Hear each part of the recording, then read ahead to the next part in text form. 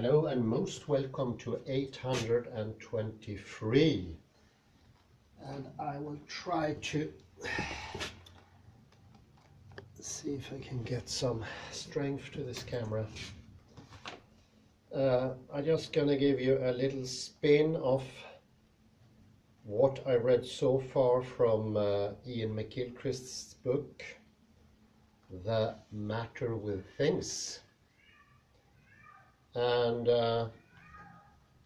well, I can tell you directly, it is as good as I suspected, if not even better. I think this is going to be the book of the century. If the emperor and his emissary doesn't become it, it will be The Matter with Things. And it's a massive two books, two massive volumes that sort of covers everything. Nothing is left outside of the scope in these books.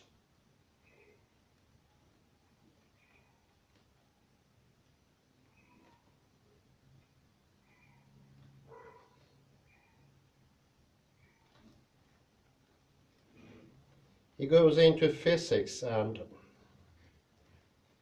he would like to show that physics in itself has its equivalence when it comes to the two sides of our hemispheres, two brain hemispheres, the left and the right.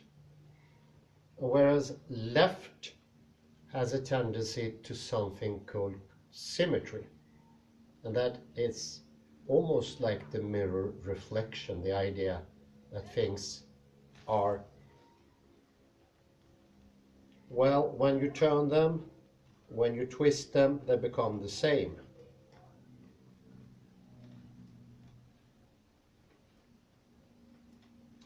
And this is a view on reality that is most interesting, I'd say. It rings true to many things that you find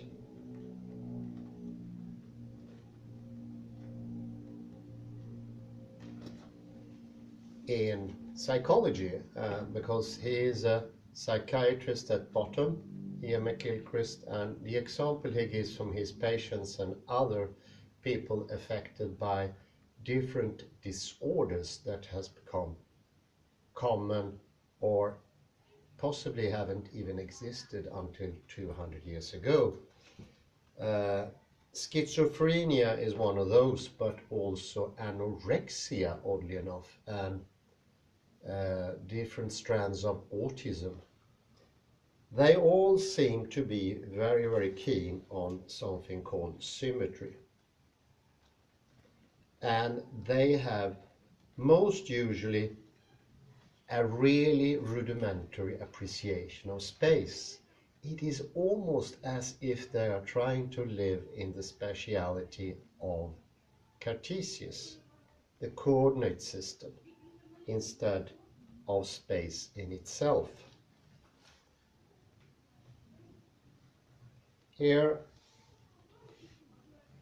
is one of a colleague of Ian McGilchrist, Chapman, and one of his schizophrenic patients brings out the relationship between three elements, each associated with right hemisphere deficit: lack of depth, that's one; piecemeal composition of both space and motion, that's the second one; and impaired judgment of distance.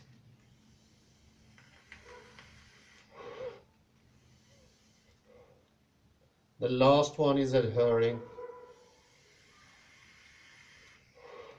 to problem to see depth. Depth become here the last axis in the Cartesian coordinates.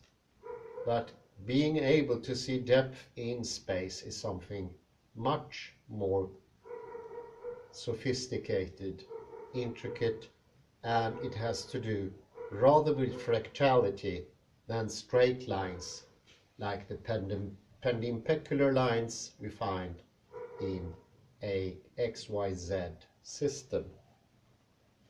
Here's from one of the patients. I see things flat. It's as if there were a wall there and I would walk into it. There's no depth. But if I take time to look at things, I can pick out the pieces like a jigsaw puzzle.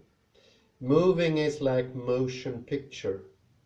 If you run, you receive the signals at a faster rate. The picture I see is literally made up of hundreds of pieces. Until I see into things, I don't know what distance they are away. So what the patient has to do is to visualize distance. So he needs to see two things to know the distance in between them, and he needs to measure up with his eyes how they move. Whereas in a normal person, everything is perceived directly. The wholeness just enters without any delay, without picking out small things. It's just the exact opposite of this patient. And the lack of perception of movement is another thing that actually gives me references also to the Cartesian XYZ system. There is no motion in the XYZ system. There is complete stability and non-movability. And also for the schizophrenic patients, they cannot perceive motion in a normal way. Instead, they see something appearing, disappearing, appearing, disappearing, appearing, disappearing. It's almost like the frames in a motion picture, where you get the illusion of a movement because every photograph is very similar to the other one.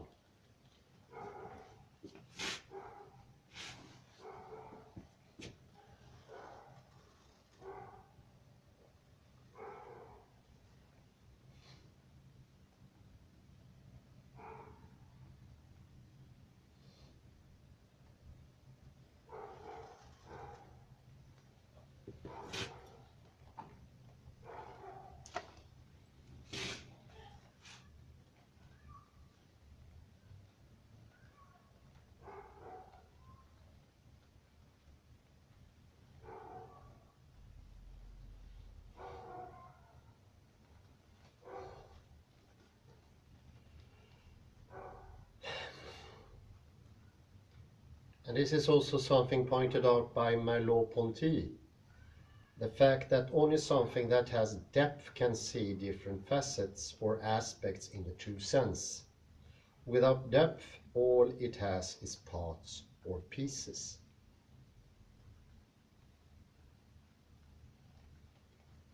The reducing of space to something without depth is expressed by one schizophrenic subject, also from Chapman's group. Space oppresses me, for it is no longer there.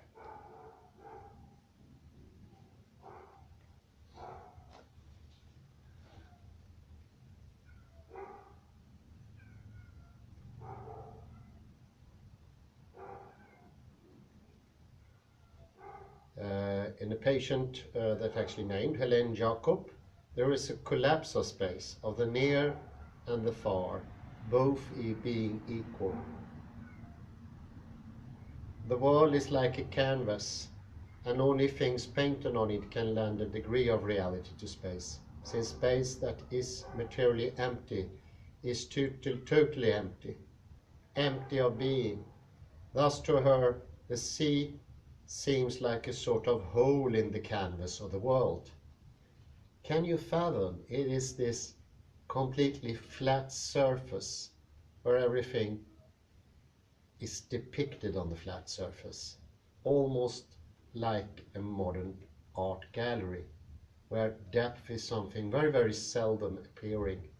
Look at the pictures, the paintings of Dali, or even clearer in Picasso. It's completely flat, and it's a rejection of depth. That can be most clearly shown in those imagery that Picasso painted where you could see both sides of the head at the same time. That's in view of what depth really is and what is a perspective. Everything is seen at the same time. So some of the paintings of Picasso could actually be called modernist, or as Ian McGilchrist suggests, it could be depictions of a schizophrenic worldview where depth all of a sudden has disappeared. And this, oddly enough, is very much related, I would say, to us living beings feeling that we are flattened out and therefore we don't have anything behind us or anything above us. We are flatlanders, if you remember that term. Flatlanders living in a two-dimensional world.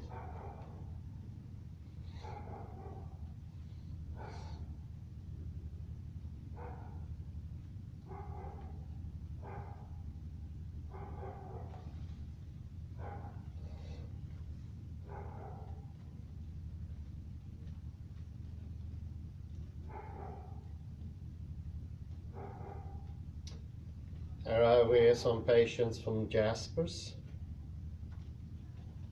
Space seemed to stretch and go on into infinity, completely empty. I felt lost, abandoned to the infinities of space. It seemed the complement of my own emptiness. The old physical space seemed to be apart from this space, like a phantom.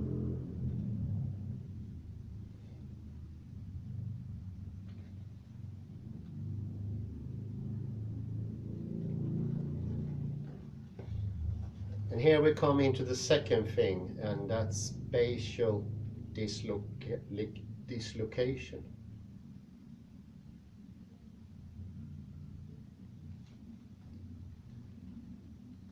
Schizophrenic patients have a very hard time knowing where auditory information is stemming from. That is very typical for the traits of the right hemisphere, whereas the left hemisphere has this flattened out worldview where it's almost impossible to tell where is this sound stemming from.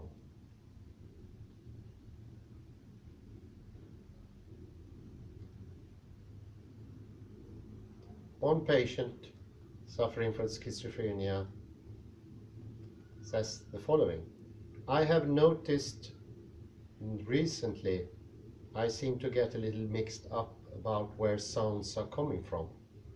Often I had to check up if someone speaks to me. And several times I thought someone was shouting through the window when it was really the wireless at the front of the house. And here's another one. I've had difficulty in tracing where sounds are coming from, although I am not deaf. If the wireless is on, for example, I know where the wireless is, but sometimes I feel that the sounds are coming from behind my back. So you see here how the lack of space affects orientation. And of course, as I mentioned in the previous episode of the lectures, that we are lacking in our modern days direction. And one absolute necessity for direction is a perception of depth. Otherwise, there cannot be direction.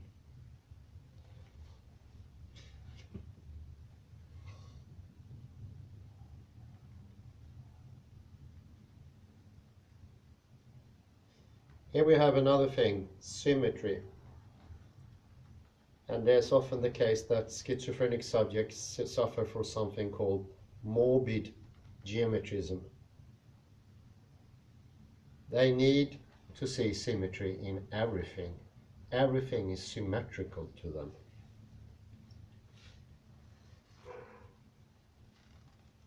And they can deal with regular and symmetrical stimuli more easily than the ones that has complex or asymmetrical patterns.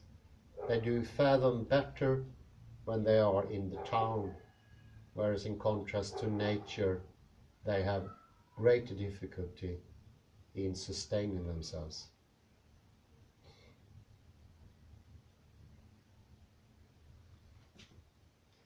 They see life as a symmetrical thing that has a start and an end, and those parts are the opposite side of where they are themselves, and they can look in both directions, and often they see that both directions look absolutely the same.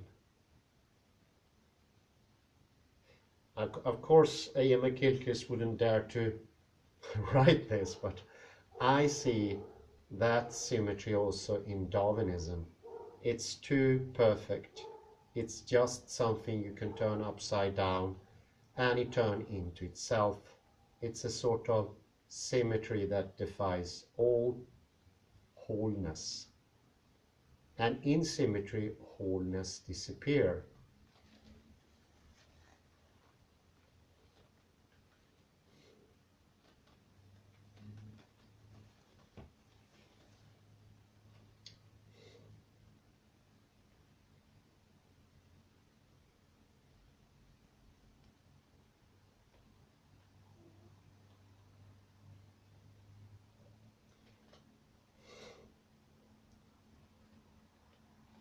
One problem with the symmetrical patterns is also among patients who are suffering from anorexia nervosa.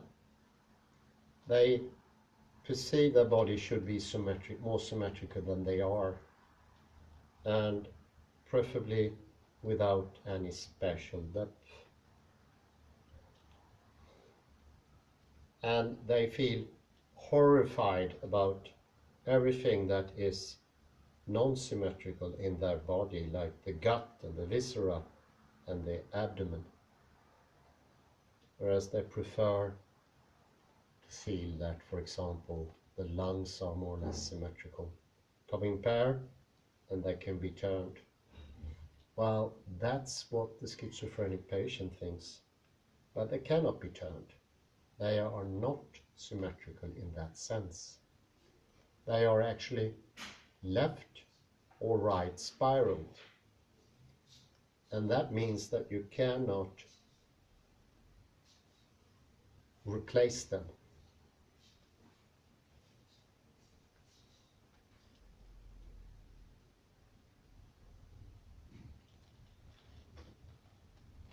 Another thing that is most typical is this lack of solidity in things. For a thing to have solidity, it needs to be with a depth. And this lack of depth that these people are suffering from, of course, leads to more symmetry, but it also leads to that the world in itself lacks symmetry. Here's from another patient. When I don't remember where I am, I try to imagine where I am. And this is very typical because the schizophrenic patient, they think they can just conjure up reality because it's always similar. It always has the same symmetry. So where I am now in this little village, it has the same space for a schizophrenic patient that another village. It's just the houses are placed differently, in different orientation to each other, but mainly they are situated on the very same space, almost like it could be on a map where you have this latitudinal and longitudinal squares, and you could possibly potentially transfer one part of the map to another map in the same square system. And that's a sort of a projection we mentioned before, many episodes ago. And this is the conception of a schizophrenic. For him, all cities are the same in some aspects, in that sense that the space they are situated are the same. It's just latitudes and longitudes in this square system that has inherent distance. And the inherent distance makes it less necessary to have proper distance. Proper distance is depth distance, but this other distance is from one corner of the square that's made by the longitude and the latitude to the next corner. And that's a sort of distance in 2 dimensions on the flat map.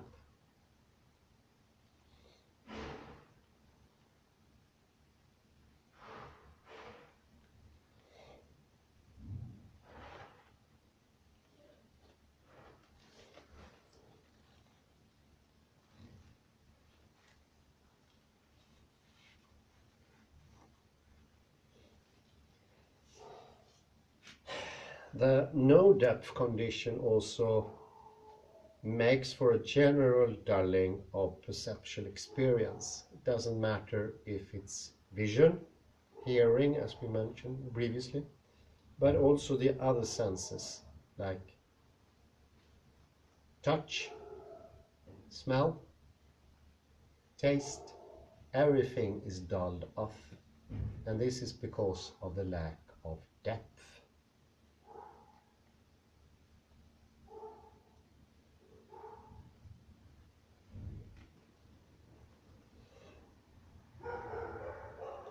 And that goes also for the self.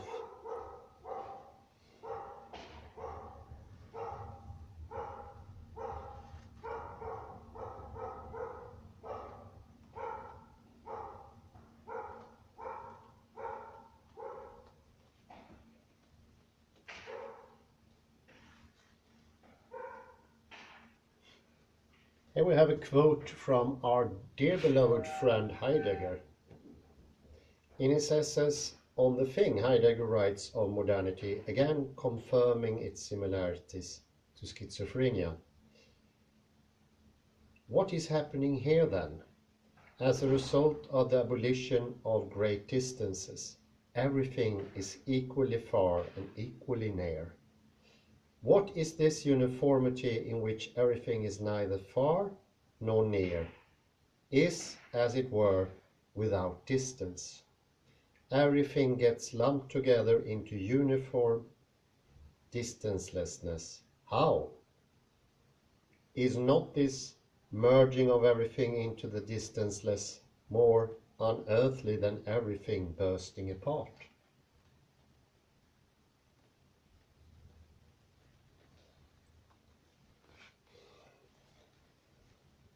And it goes hand in hand with modernist painting.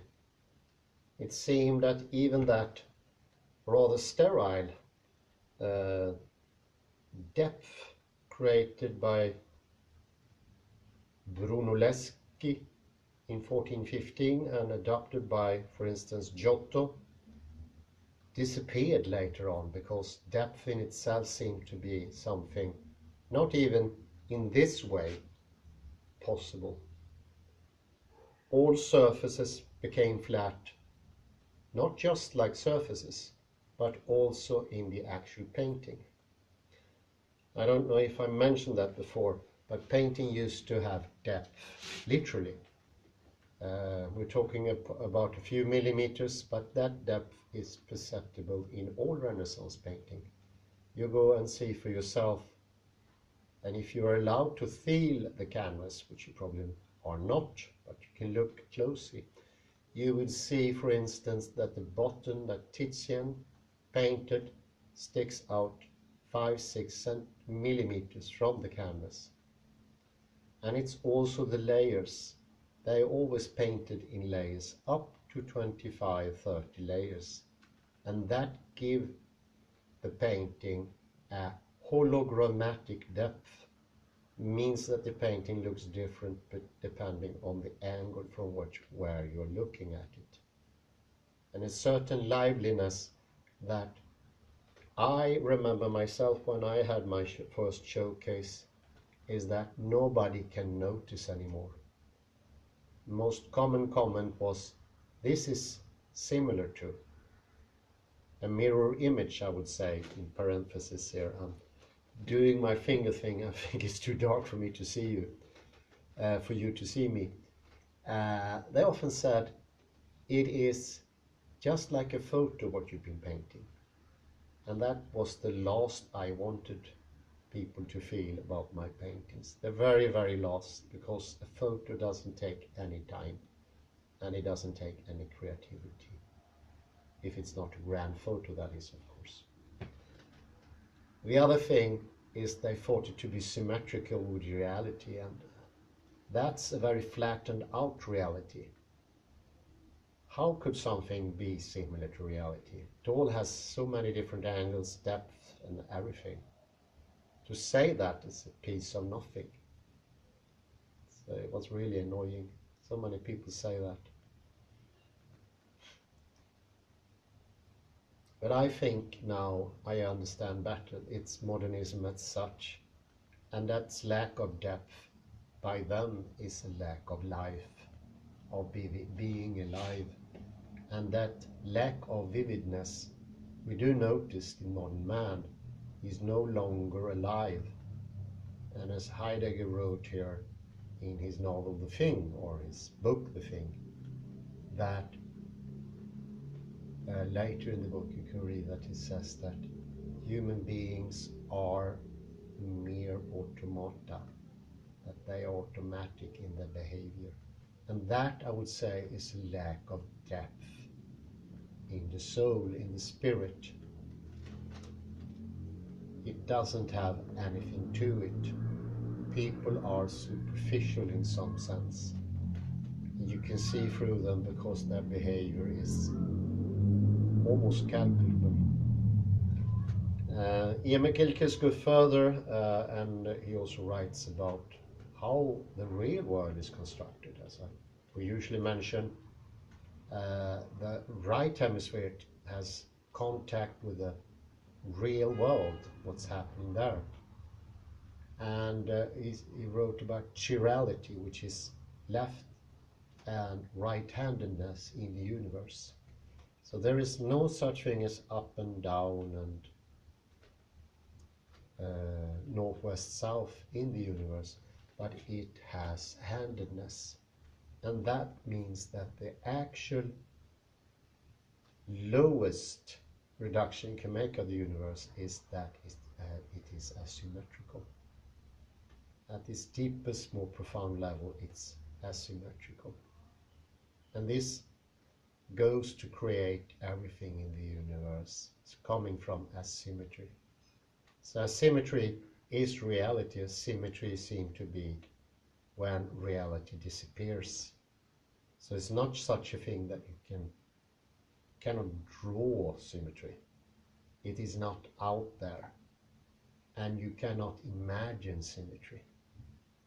Just as you can't have a perfect line.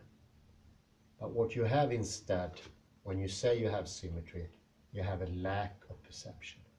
You have a lack of understanding. So it's not that the schizophrenic actually see symmetry. They don't see anything. And they call that symmetry. I think that concludes my little breakthrough of Ian McGilchrist, The Matter of Things. It's an incredible book. Start reading it. You will not regret yourself. It will further your life and will wake for a very pleasant time while reading it. And I wish you a good night. I see the sun has disappeared and moonlight is actually coming down on the valley. Thank you very much.